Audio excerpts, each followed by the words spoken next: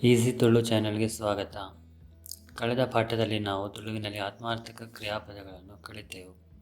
ಇವತ್ತು ತುಳುವಿನಲ್ಲಿ ವಿಶೇಷಣಗಳನ್ನು ಕಲಿಯುವ. ನೀವು ಈ ಚಾನೆಲ್ಗೆ ಹೊಸಬರಾಗಿದ್ದಲ್ಲಿ ದಯವಿಟ್ಟು ಸಬ್ಸ್ಕ್ರೈಬ್ ಮಾಡಿ.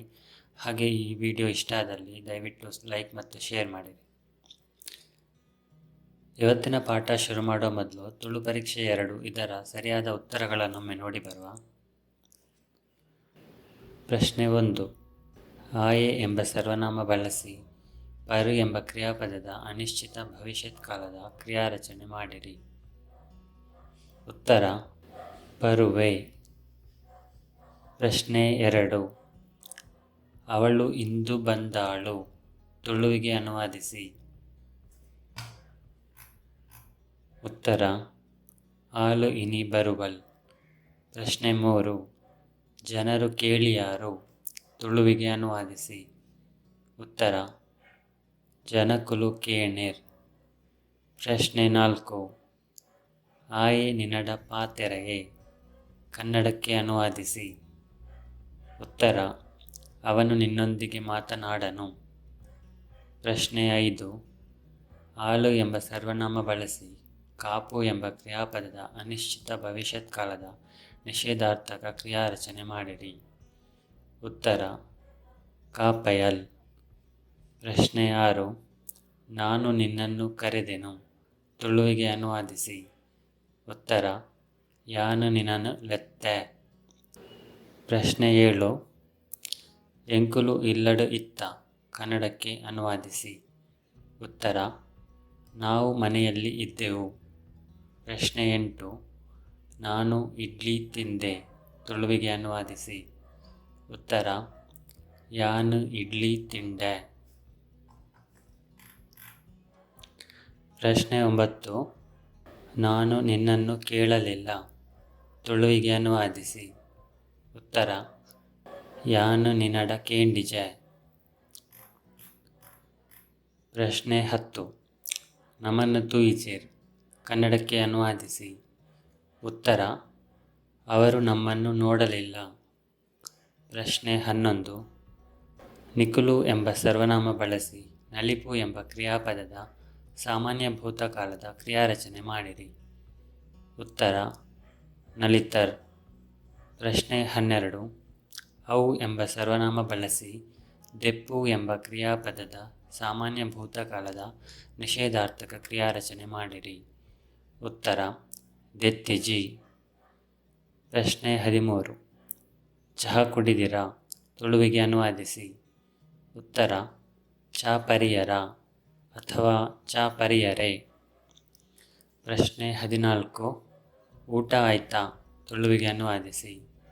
ಉತ್ತರ ವನಸ ಆಂಡ ಅಥವಾ ವನಸ ಆಂಡೆ. ಪ್ರಶ್ನೆ 15. ಈರು ಪೇರು ಕನತ್ತಿಜರೆ ಕನ್ನಡಕ್ಕೆ ಅನುವಾದಿಸಿ. ಉತ್ತರ ನೀವು ಹಾಲು ತರಲಿಲ್ಲವಾ. ಪ್ರಶ್ನೆ 16. ಆಯೆ ಬಾಜನ ದಿಕ್ಕಿಜನ ಕನ್ನಡಕ್ಕೆ ಅನುವಾದಿಸಿ. ಉತ್ತರ ಅವನು ಪಾತ್ರೆ ತೊಳೆಯಲಿಲ್ಲವಾ.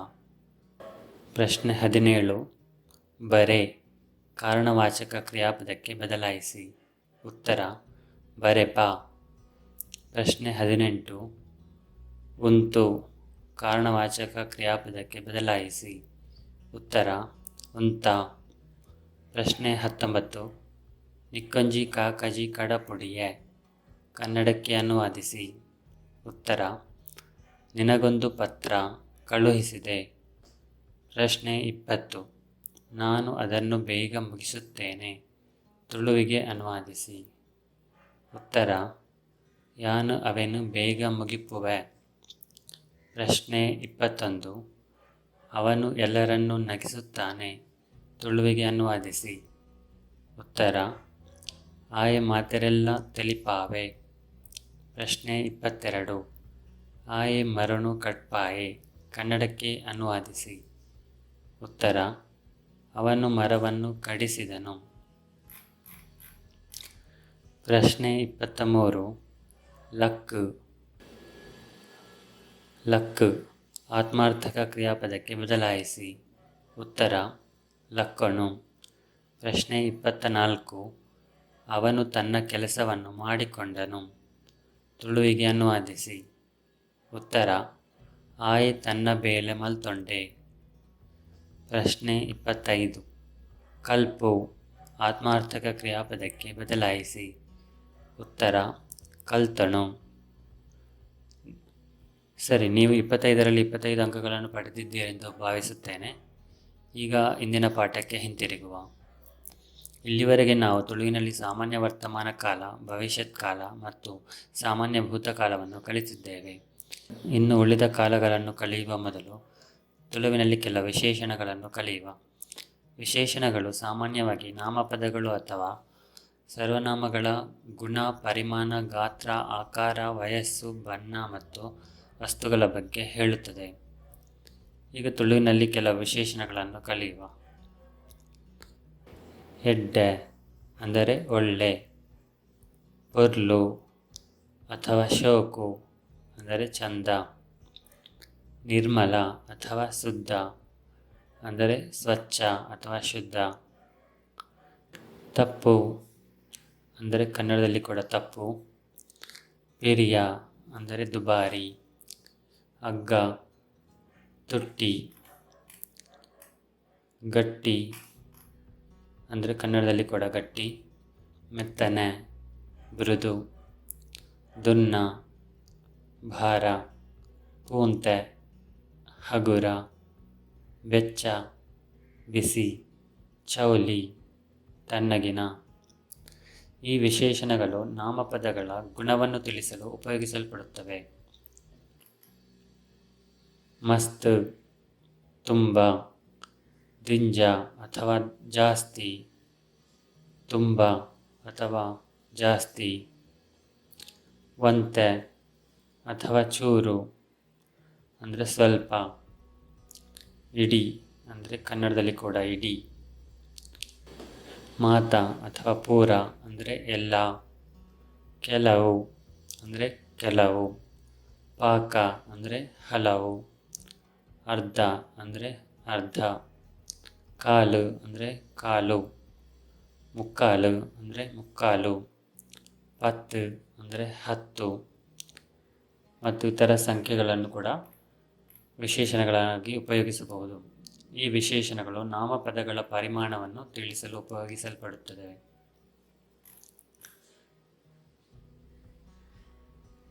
ಮಲ್ಲ ಅಂದರೆ ದೊಡ್ಡ. ಎಲ್ಯ ಅಂದರೆ ಸಣ್ಣ ಅಥವಾ ಚಿಕ್ಕ. ತೋರ ಅಂದರೆ ದಪ್ಪ. ಸಪುರ ಅಂದರೆ ತೆಳ್ಳಗಿನ. ತೆಲ್ಪು ಅಂದರೆ ತೆಳು. ಉದ್ದ ಅಂದರೆ ಉದ್ದ. ಕುದ್ಯ ಅಂದರೆ ಗಿಡ್ಡ. ಈ ವಿಶೇಷಣಗಳು ನಾಮಪದಗಳ ಗಾತ್ರವನ್ನು ತಿಳಿಸಲು ಉಪಯೋಗಿಸಲ್ಪಡುತ್ತವೆ. ಉರುಂಟು ಅಂದರೆ ದುಂಡು. ಸರ್ತ ಅಂದರೆ ಸೀದಾ ಅಥವಾ ನೇರ. ವರ್ಧ ಅಂದರೆ ಓರೆ. ಚೌಕ ಅಂದರೆ ಚೌಕ. ಈ ವಿಶೇಷಣಗಳು ನಾಮಪದಗಳ ಆಕಾರವನ್ನು ತಿಳಿಸಲು ಉಪಯೋಗಿಸಲ್ಪಡುತ್ತವೆ. ಪರ ಅಂದರೆ ಹಳೆ, ಹಳೆಯ.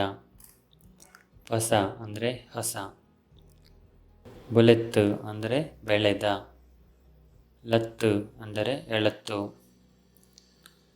ಈ ವಿಶೇಷಣಗಳು ನಾಮಪದಗಳ ವಯಸ್ಸನ್ನು ತಿಳಿಸಲು ಉಪಯೋಗಿಸಲ್ಪಡುತ್ತವೆ. ಬೊಲ್ದು ಅಂದರೆ ಬಿಳಿ. ಕಪ್ಪು ಅಂದರೆ ಕಪ್ಪು. ಮಂಜಲ್ ಅಂದರೆ ಹಳದಿ. ಪಚ್ಚೆ ಅಂದರೆ ಹಸಿರು. ಕೆಂಪು ಅಂದರೆ ಕೆಂಪು. ಈ ವಿಶೇಷಣಗಳು ನಾಮಪದಗಳ ಬಣ್ಣವನ್ನು ತಿಳಿಸಲು ಉಪಯೋಗಿಸಲ್ಪಡುತ್ತವೆ. ಮರತ್ತ ಅಂದರೆ ಮರದ. ಬಂಗಾರದ ಅಂದರೆ ಚಿನ್ನದ. ಕುಪ್ಪಿದ ಅಂದರೆ ಗಾಜಿನ. ಪರ್ತಿದ ಅಂದರೆ ಹತ್ತಿಯ. ಈ ವಿಶೇಷಣಗಳು ನಾಮಪದಗಳ ವಸ್ತುವನ್ನು ತಿಳಿಸಲು ಉಪಯೋಗಿಸಲ್ಪಡುತ್ತವೆ. ಚೀಪೆ ಅಂದರೆ ಸಿಹಿ. ಚಪ್ಪೆ ಅಂದರೆ ಸಪ್ಪೆ. ಕೈಪೆ ಅಂದರೆ ಕಹಿ. ಪುಳಿ ಅಂದರೆ ಹುಳಿ.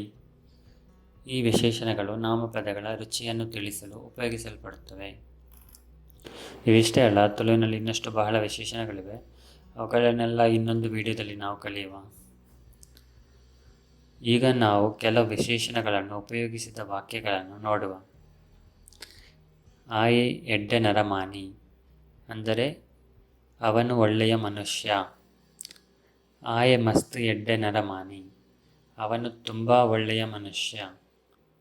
ಪೊರ್ಲುದ ಪೊನ್ನು ಅಥವಾ ಶೋಕದ ಪೊನ್ನು ಚಂದದ ಹುಡುಗಿ. ಯಾನು ಒಂಜಿ ಮಲ್ಲ ಇಲ್ಲಂತೂಯ ನಾನು ಒಂದು ದೊಡ್ಡ ಮನೆಯನ್ನು ನೋಡಿದೆನು.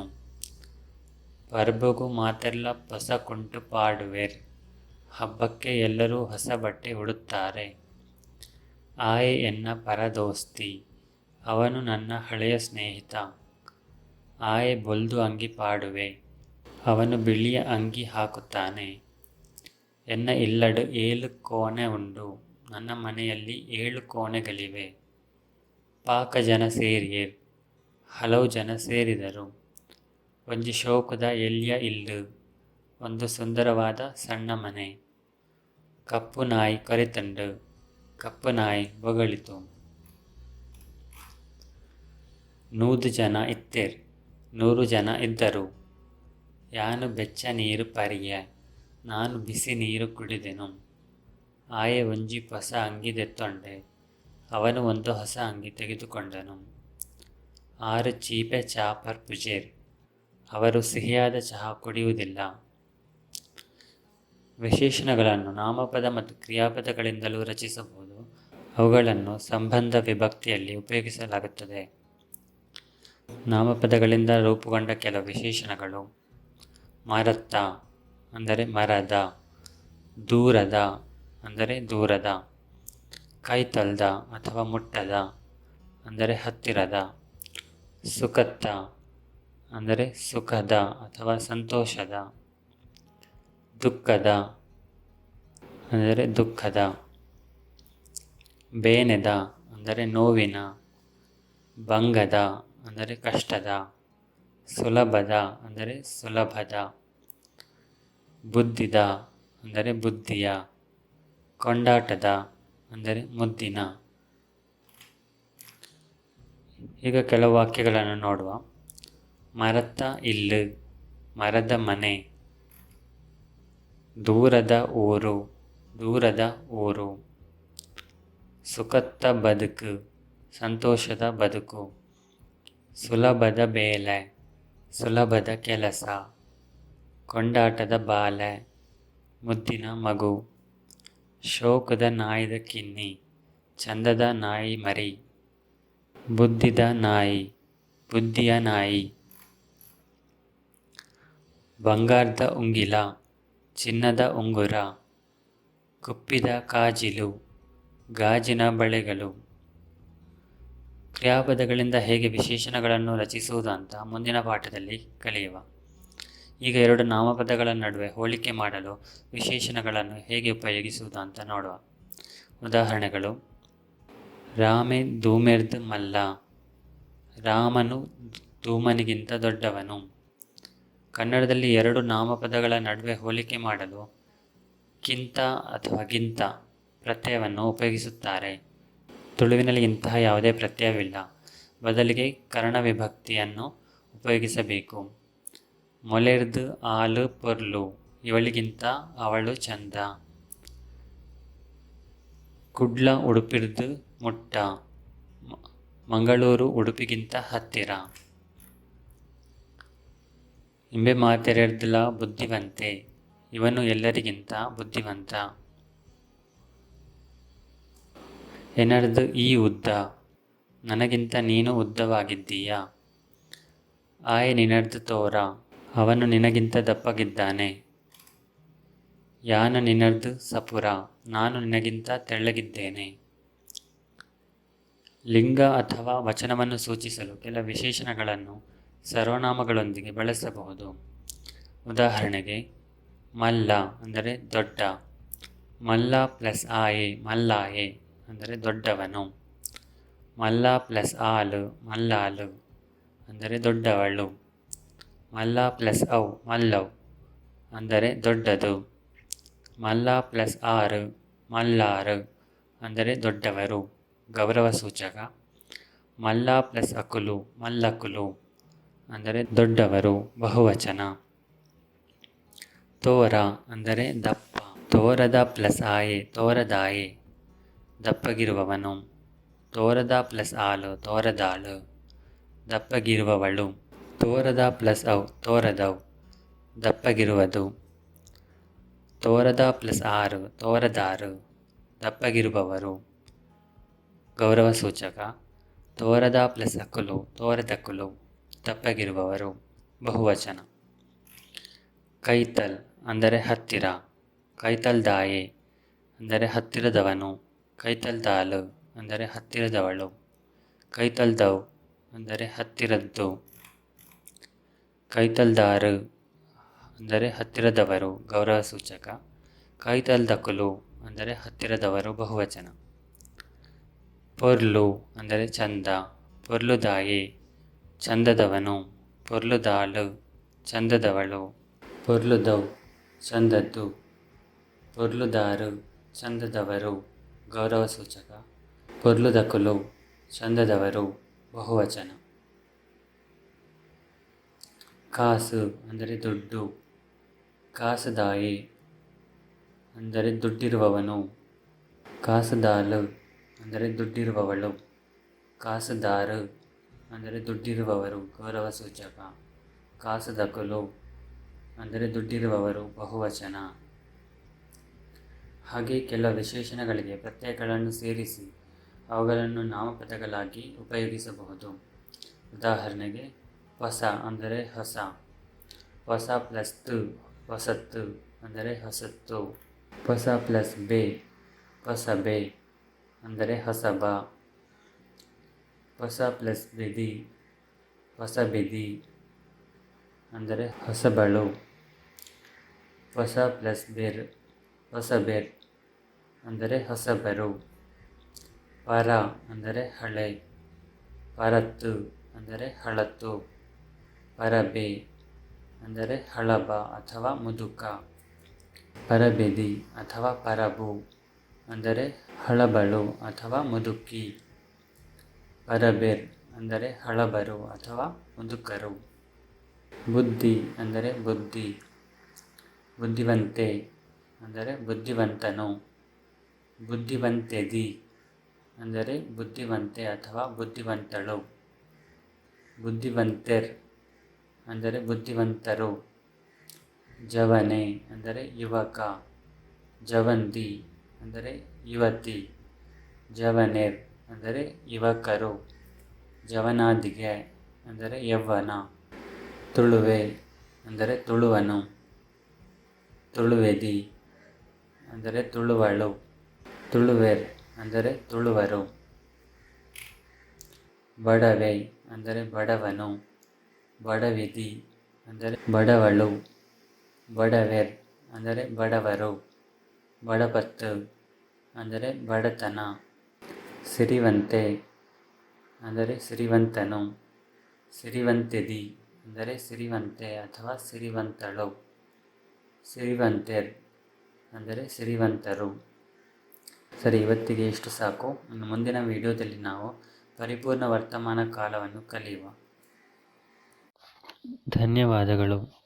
ಈ ವಿಡಿಯೋ ನಿಮಗೆ ಇಷ್ಟ ಆಗಿದ್ದರೆ ಕೆಳಗೆ ಇರುವ ಲೈಕ್ ಬಟನನ್ನು ಒತ್ತಿರಿ. ಹಾಗೆ ಇನ್ನಷ್ಟು ಹೊಸ ವಿಡಿಯೋಗಳ ಬಗ್ಗೆ ನೋಟಿಫಿಕೇಷನ್ ಪಡೆಯಲು ಸಬ್ಸ್ಕ್ರೈಬ್ ಬಟನನ್ನು ಒತ್ತಿರಿ.